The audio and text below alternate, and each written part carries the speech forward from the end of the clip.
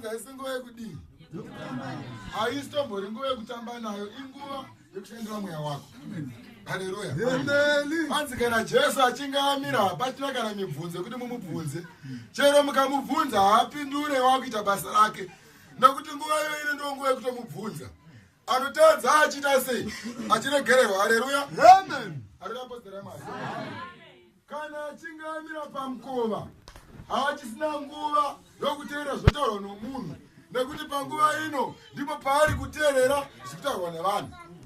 Haleluya. Amen. Nokuti vanhu vatonezenga vakawandisa, umwe neumwe nezvake, havaoneki nokuteera nekuti akati panguva ino ndigere panyasha.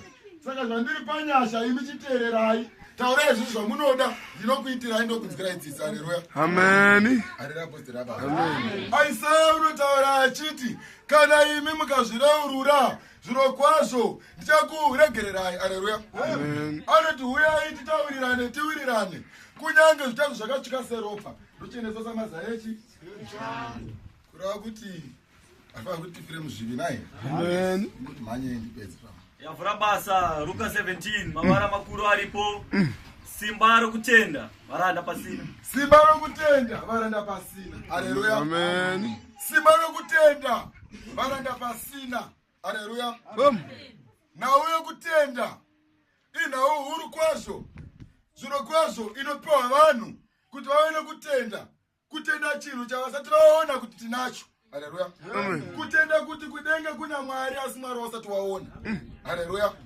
Kutenda hakusi kutenda chinhu chaunoona nemeso ako, asi kutenda chinhu chausingaoni. Wobva wati ndinichi? Kutoti kunyange uri murombo wobva watongoti handakatombopfuma. Amen. Haleluya. Hanzi nevamwe kana uchinge waita izvozvoka wobva wachiekitawo kuti upfuma chodi. Haleluya. Haleluya. Wobva watenda kuti ini upfuma wacho uri chi? Uri pasi usina, asi wane rutendo. Kana rutendo rwamo wobva wachiekitawo kuti zvichidi zviendezeka. Amen. Kana ukangotenda ukabva wasiya wobva wakuti nangoti upfumi ndinawo. Yewe uchiswera wakagara zvinozadzikisa. Haleluya. Saka nawe yekutenda chinhu chausina kuona chinozouya wobva wachiona. Haleluya. Mwana anozvarwa anokura asi ari pakuzvarwa haana chaanenge achiziva. Haleluya. Anokura kusvika panguva yekuti munhu aakuziva anoti kana ndakura ndoda kuti ndizova musoja. Haleluya. Ane kutenda ikoko. Haleluya. Kokuti kana ndikakura ndoda kuti ndizova musoja. Haleluya. Asi kana mwana uyu akazokura akarega kuenda kuchisoja haazovi musoja. Haleluya. Amen. Kutenda akanga ainako kokuti kana ndakura ndoda kuzovawo musoja handisi. Kana ndakura ndive musoja. Wakura kudaro hauna kuzoenda kuchisoja, wakanga wakuteera zvedoro. Saka unaziva musoja pakai. Wamusoja kubawa naye. Saka kutenda kwako kwakazova pasina. Haleluya. Amen. Saka isu tiri kutenda kuti Jehovha ariko, kune denga ririko, kuna Baba noMwanakomana noMweya Mutsvene. Vanhu ava tichavaona kana tava nekutenda kuti tichavaona. Haleluya. Amen. Shandura magwaro edu toenda kuna Mateo 13. Mavara aripo makuru. Mufananidzo wemukushi. Mufananidzo wemukushi. Amen. Handii. Vanhamba yoti.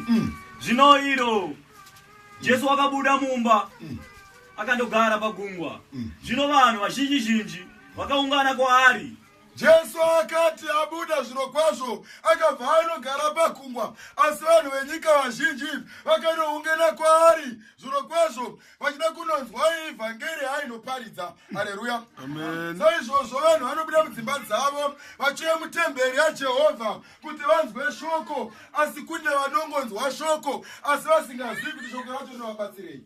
Haleluya. Amen. Shoko rinoparidzwa zviro kwazvo rigonzi ripinde pakati pevanhu, asi raparidzwa munhu achibuda pamukova kuti wanzwai wachinje chipa kupadza kwaitwa hapana. Hapana kuti wapadza kuti kudii. Haleluya. Hapana kuti wapadza kuti kudii. Hapana kuti wapadza wechikara. Haleluya. Amen. Wamachingura wakapadza kuti chi? Wapacha mbongo. Haleluya. Kuti papa dzanya yakati asavazinya yaita sei. Hapana chavatobata. Haleluya. Hapana kana chatobatwa nokuti zvaparidzwa. Chongodi vaparidza havana mhosva nokuti vatokupa ishoko kwavari kupadza kwavatoita kudenga vatonyorwa. Haleluya. Machi mama ake toti munhu ari kugona. Haleluya. Asi kune vacho vari kupiwa evhangeri havasi kuigamuchira, vari kungonzwa evhangeri ichibuda ichienda. Inzwai munzwa zvavakangwarira nezvavanogona nezvakunoti kana pakata makuva vakanganwa. Asi vhangeri apa panja sei? Izvozvi munhu anoziva nhau yakaitika kare asi iri nhau yemakuva ndo yaanoita sei? Asi abva kutaurwa pano nhasi haana kana chimwe chiti chaachiri kuziva. Toenda kudenga sei? Zvakaoma. Taura kuti tizoti Jesu akati kudi. Nokudaro wakapinda mugwa akagara. Vazhinji vose vakamira pamhenderekedzo. Ipapo akavaudza zvinhu zvizhinji nemufananidzo. Vakaudzwa zvinhu zvizhinji nemufananidzo. Akati kudini? Akati tarirai, mukushi wakabuda kundokusha. Inzwai, mukushi wakabuda kundokusha. Ndovaparidzi vauya kuzokusha evhangeri pakati penyu kuti muigamuchire imi muende kudenga. Haleluya. Amen. Zvino pakukusha kwake dzimwe mbeu dzakawira panzira. Mashoko atoparidzwa izvezvi, mashoko zvaparidzwa asi vamwe havana chavatonzwa, mashoko atoenda kudhara. Vatofunga zvamangwana ndovachamata. Haleluya. Amen. Shiri dzikasvika pakudzidya. Satani atobvuta shoko ravo ratoenda hapachina chavainacho. Vakutongofunga zvakaipa chete. Dzimwe dzakawira parukangarawe. Dzimwe dzakatowira parukangarawe idzi padzakanga dzisina ivhu zhinji nokuti kana vhangeri ichiparidzwa unemwe mufungo wako wauinawo uri mutemberi wakangofananawo zvako nomunhu wakangogara mubhawa yasinganochi. Haleluya. Panotanga kurwawo, panotanga kutorwiwa mubhawa newe unotorwawo. Haleluya. Asi ari mubhawa asi haanwe doro. Panotanga kurwa zvidhakwa naye unotorohwawo asi angari nekutanga ari muchi. Dzikamera pakarepo nokuti dzakanga dzisina ivhu rakadzika. Asi zuva rakati rabuda dzikapiswa dzikaoma nokuti dzakanga dzisina munhu. Kutambudzika nokupfekwa naSatani kunoti kwauya evhangeri iri pakati, vamwe vanotovengana nokutukana havachapimukana wokunzwa evhangeri. Haleluya. Amen. Dzimwe dzakawira muminzwa, minzwa ikamera ikadzivhunga. Asi dzimwe dzakawira muvhu rakanaka dzikabereka zvibereko. Dzimwe 100, dzimwe 50, dzimwe 30. Une nzeve dzokunzwa ngaanzwe. Ane nzeve dzokunzwa ngaanzwe. Kubva pamuparidzo wekutanga newechipiri newechitatu nokupedzisira. Haleluya. Ane nzeve dzokunzwa ngavanzwe, ngavachinje pamabasa avo akaipa vaite pamabasa akadi akanaka ndozvekudenga chete. Haleluya. Amen. Musati vhangeri ichiparidzwa munenge muri pakubayana, moyo yenyu ichibayana, asi tiri mukati memba yaJehovha kwete. Andei. Zvino vadzidzi vakauya vakati kwaari. Vadzidzi vakabva vauya vakati kwaari, munotaurireiko kwavari nemifananidzo? Ishe, munotaurireiko kwavari nemifananidzo iyi? Haleluya. Dzimwe dzenguva Ishe uneane netest yake kumunhu. Haleluya. Kuti amboona zviro kwazvo kuti munhu une kutenda here kana kuti aone kuti ruzivo rwemunhu ruri papi. Haleluya. Asi kana ruzivo rwaMwari ruri pauri unokasika kuziva. Asi havaifamba naJesu asi mufananidzo vaitokema kuti vaiziva vaitadza. Haleluya. Evhangeri tongoinzwa, mashoko anongoparidzwawo kuti takachinja papiko panoonekwa nhai Ishe hatipaoni. Haleluya. Akapindura akati kwavari, nokuti imi makapiwa kuziva. Imimi mutori pano makatopiwa kuziva zvakavanzika zveushe hwokudenga. Asi ava havana kupiwa. Nokuti kune vari kunyika vasati vatopiwa ruzivo rwokudenga, vanongonzwa kuti kuna Mwari asi panoparidzwa evhangeri vasingasvike. Haleluya. Vanongonzwa kuti kudenga kuna Jehovha kune umambo huchaitika, asi vane chavakavanzirwa kuti vazive kuti umambo huchauya. Kana munhu asina Jehovha, kana munhu asina Mwari, haagoni kuti anzwisise evhangeri inoparidzwa. Kana Jehovha asina kupinda mauri, hazvigoni kuti uti zviro kwazvo kudenga kuna Mwari. Evhangeri inoparidzwa unosara wopedza chechi usisina kana chauinacho, nokuti Mwari haamo mauri. Haleluya. Saka usati wanzwa evhangeri, pane nhau yeminamato inofanirwa kuti iitwe yokuti aiwa Jehovha, ndafunga kuti ini ndichinamata, asi zvandakunamata ndaikumbira mweya wokunzwisisa evhangeri, kuinzwisisa, mweya wokunzwisisa shoko raMwari. Haleluya. Pane kungoparidzirwa, asi pauri kuseri uku kune mweya usinganzwisisi evhangeri, kuita mweya wokunzwisisa evhangeri yani? Nokuti ani nani unazo uchapiwa. Ani nani unazo uchaita sezvake uchatopiwa. Ave nezvakawanda. Atova nezva. Haleluya. Jehovha uchatopa nezvakawanda. Haleluya. Pamusoro pezvaainazvo iwe usina kana 1 rand. Haleluya. Pane ane mamiliyoni handisi ndiye akuwedzerwa. Haleluya. Saka Jehovha uchatopa zviro kwazvo uyo anazvo, asi iwe asikakupe. Kwane zvo machato ase yake. Nokuti ani nani unazo uchapiwa. Ani nani unazo zvaainazvo uchatopiwa. Ave nezvakawanda. Atone zvakawanda kupfuura zvaainazvo. Asina ani nani usina. Ani nani usina uchatorerwa nezvaanazo. Uchatorerwa zvekuti zvinoshoma zvaainazvo. Kudza Jehovha. Amen. Nokuti ani nani unazo uchapiwa. Ani nani unazo uchapiwa. Ave nezvakawanda. Akuti ave nezvinhu zvakatowanda. Asi ani nani usina. Asi ani nani unoti handina chandinacho. Uchatorerwa nezvaanazo. Uchatorerwa kuti izvozvo zvaui. Zvishoma izvozvo. Haleluya. Amen. Vanhu vaMwari. Izwa nyaya iri pano iyi. Inotori feya. Iri pachena naye. Anazvo achatowedzerwa, asi anyerera sekuti kana uchitochema uchatochemesesa, kana unge uchigara mumba utoenda kugara pasi pebridge. Vakaomate. Naizvozvo ndinotaura kwavari nemufananidzo. Naizvozvo taura kwavari nemufananidzo iyi. Nokuti vanoona asi havaoni. Nokuti meso munawo muri kuona madziro, zviri seri kwamadziro hamusi kuzviona.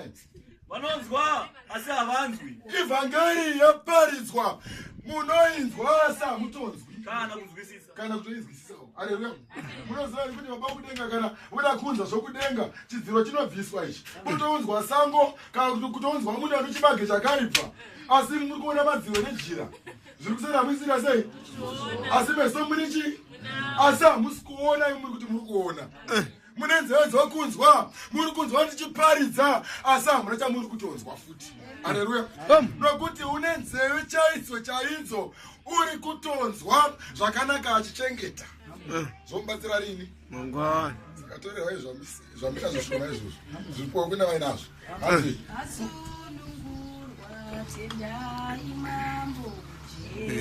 Zizo weNazareta.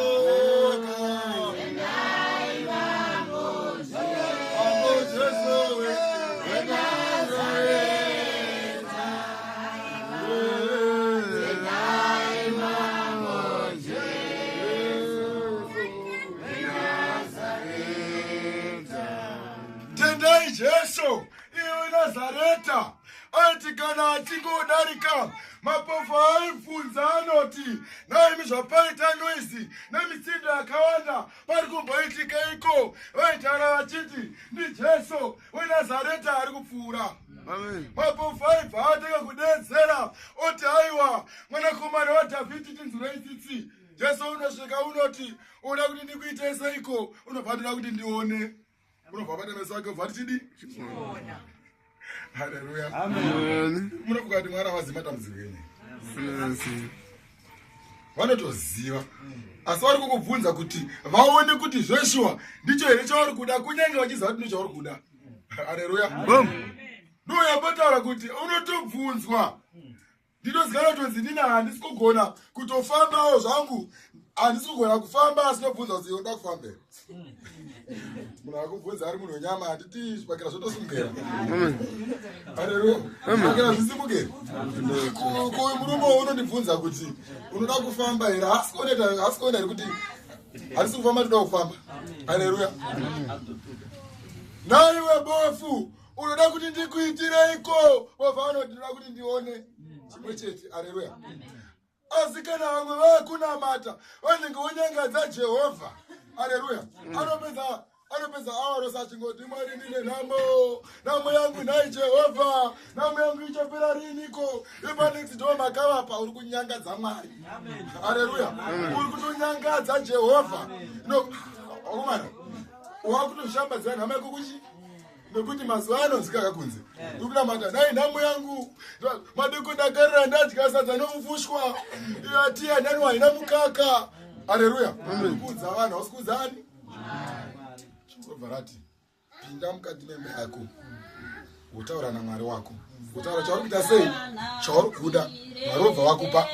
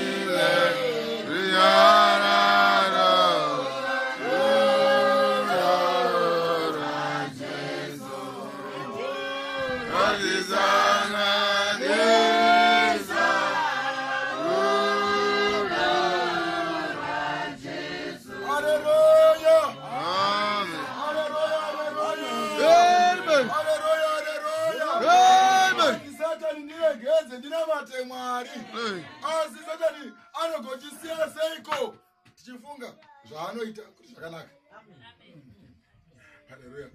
Ndambofunga kuti regai ndimbosiya murume uyu unonzi Satani, asi ndati regai dzai ndimusiye ndochiva zvinoitwa kunyika nekuti ndezvani saka anogondisiya sei, haangatisiyi nai ega kogona kunzi nhasi kune pati kwakati ndiri mupostori kune pati kwakati saka munyika vaikuridza machese ikoko ndobva vati rega ndidiyo ndiendewo ikoko. Wobva waenda ikoko Satani angabude here mauri kuri vatoti kana takuto Satani ngaatisiye ngatitomuramba zvachose munyorei gupuro udze Satani handichakuda iyo paupenyu hwangu handiendesei Satani handichakuda. Wosaina signature wosaina nezvani nezvazvo kureva kuti kana ukaona zvasatani wakutosema nauyo kutenda kana ichitaurwa kuvanhu. Munhu kana akabva kunyika aine kutenda ataura shoko rekuti inini dai Jehovha wandipa chakati. Nguva yanosvika mutemberi abva kunyika aine mwoyo wekutenda achingopinda pamukova apa mhinduro yake yabva yatozadziswa. Amen. Tosati tozongoturike duroko iye atopindurwa kechi nekuti watenda achiri kupi. Haleluya. Handezvino 14 number. Profita kwa Isaya. Profita kwa Isaya kwakaitika kwaari kunoti nokunzwa uchanzwa musingatongonzwisisi. Haleluya. Isaya profita. Haleluya. Kutongonzwa muchanzwa asi musingatongonzwisisi. Ndosaka ndati kumbirai nauyo kunzwisisa zvaMwari nekuti zvaMwari zvakasiyana nezvevanhu. ZvaMwariwo ndezvaMwari ndezvemweya hazvisi zvenyama. Haleluya. ZvaMwari hazvina chitsimba hazviendere kujimu. Haleluya. Hazviendere kujimu. Rega ndoyazorova simbi nhasi mangwana unoita sei vanondiona ndakazokuriparidza simbi yakazara mandiri. Haleluya. ZvaMwari hazvina zvipi hazvina chitsimba. Kungotai wakaishe takuinda kapa nzvimbo yekunamatira sezvoka ndanzioni chaparidza ndaikuma kuti mimite kuda kwani ndisavai ndinotaura asi ndiri muweni munotaura watopedza. Haleluya. Ndokwanzi kupfekwa nani naMwari. Handizvo nokuona uchaona muri kuti usingaona munoona samuonesesi nokuti moyo yavanhu ava mikukutu. Moyo yevanhu vari pano Jehovha mikukutu. Moyo yevanhu vari pano mikukutu. Moyo yevanhu vari pano mikukutu. Haifungi zvaMwari. Haitofungi zvaMwari. Haifungi zvaMwari chokwadi. Mikukutu. Inofunga zvaMwari minyoro. Andi. Nzeve dzavo dzakadzivira nameso avo vakatsinzinya. Haleluya. Makati maitsinzina hii. Murikuona. Asi Jehovha unoti kana makunamata tsinzinai munenge makuyatsa kutoona. Haleluya. Johani unotushurwa meso. Johani naye ndizo naye wakatushurwa meso akati varume manditushira zvenyu meso but ndopandakuyatsa kuchiona.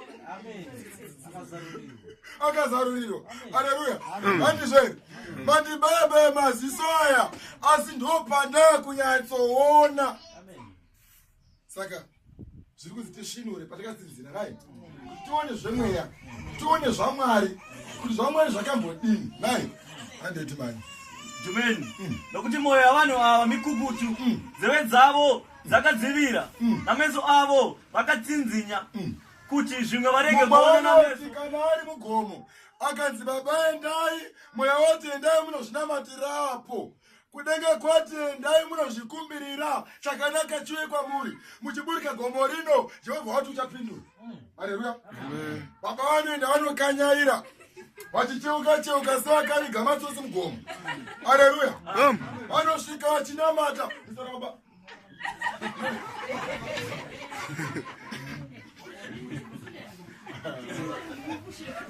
Haleluya.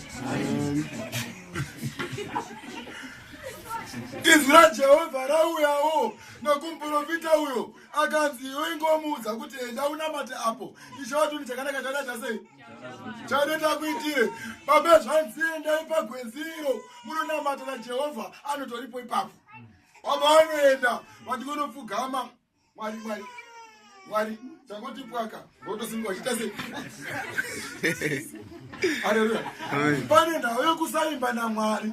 Pane ndau yokusatemba naMwari yokutemba nemufungo yani yako nokuti kana uchiti wanzenda unonamata nenzira bva kuna Mwari wakutya mugoma muna masikori varume. Amen. Simune mweya yakadii yakaipa iyo ndio atotoda kutotaya pane chipoko ipapo ndinoda kutopfugama ipapo. Amen. Iyo chipoko ibva apa ndipfugame papo. panguva ino izvo yakumboita tsvene iwe usara wodzoka nemacharangwanda ako pano indatoenda. Haleluya. Saka pane vanhu vanoti vaenda mugomo vanopiwa nzvimbo dzekunonamatira asi hanzi dambudziko rako ripere anodzoka mutemberi dambudziko hariperi. Maka nechikonzero waenda kunonamata ane mwoyo wekufunga kuti munondingangourawa. Saka muda kuyambuka sei? Saka ngavatorere zvavainazvo zvipoku neva ngavatorere zvavainazvo zvishoma izvozvo zvipoku nekuti havatembi naMwari kana havatotembi naMwari, havatembi naMwari. Saka ndinongozvika iwe cheuka chinura maziso usanamata ukadzidza ukatonamata wakasvika ndopanyatsoona zvinouya ende zvosva unozviona unokireta chiguso chikava munhu chigotofamba nemakumbo chichiva kwauri asi chiri chigutswa ndisatani atoumba kamunhu kake. Akomana vimbai nani? Vimbai naJehovha nguva dzose. Kuti zvimwe varege kuona nameso, kuti varege kutoona izvo zvakanaka nekutonzwa nenzeve dzavo nekunzwisa nemwoyo yavo vakadzoka. Ndivaporese. Wadzokezva waporese nani? naMwari. Dzokai muporese naIshe. Asi meso yenyu akaropafadzwa. Asi meso yenyu akaropafadzwa. Nokuti anoona. Nokuti anoona. Nenzeve dzenyu idzi. Nokuti dzinonzwa. Nekuti dzinotonzwa. Nokuti zvirokwazvo ndinoti kwamuri. Zvirokwazvo ndinoti kwamuri vakanzwa nokunzwisisa. Kuti vaprofita. Navakarurama vazhinji. Vaitoda kuti vaone zvinhu zvamunoona. Asi havana kuzviona. Nekunzwa zvamuri kunzwa. Asi havana kuzvinzwa. Haleluya. Maprofita akawanda vana Elia havana tombogara panzvimbo imwe chete naJesu zvakaita vana Pita. Vanhu venyika havana kutombogara pedyo vachinzwa Jesu achidzidzisa nekuti waitovaudza achiti vanhu vakawanda namaprofita akapfuura kare aidawo kuti maprofita akapfuura neachazouya naye aidawo kuti anzwewo zvamuri kunzwa nhasi ndichitaura asi havana kuita sei vaide kuti vaone mwanakomana womunhu wamuri kuona asi havana kuita sei kuti naizvozvo imi inzwai mufananidzo womukushi uyu. Kana munhu akanzwa shoko roushe, kana munhu akanzwa evhangeri roushe asingarinzwisisi, wakaipa unotosvika robvuta chakakushwa mumwoyo mako pakutanga pawakauya pano uchiti ndaakuya kunamata. Ndiye wakakushwa panzira. Ndiye akatokushwa panzira. Asi wakakushwa parukangara ndiye unonzwa shoko nokurigamuchira pakarepo nomufaro. Asi haana mudzi weshoko mukati make umu. Ndiye wechinguva chiduku. Ndiye anotenda kwechinguva chidiki-diki. Kana kutambudzika, kana nhamo yekushaya mari mumba yauya, nokuvengwa zvichiuya, nokutukwa nemakuhwa nokuda kweshoko raJehovha. Pakarepo unobva togumbuka shoko rarodi rotoenda. Wakakushwa pakati peminzwa. Ndiye unonzwa shoko. Zvino kufunganya kwenyika kouya nokunyengera kwefuma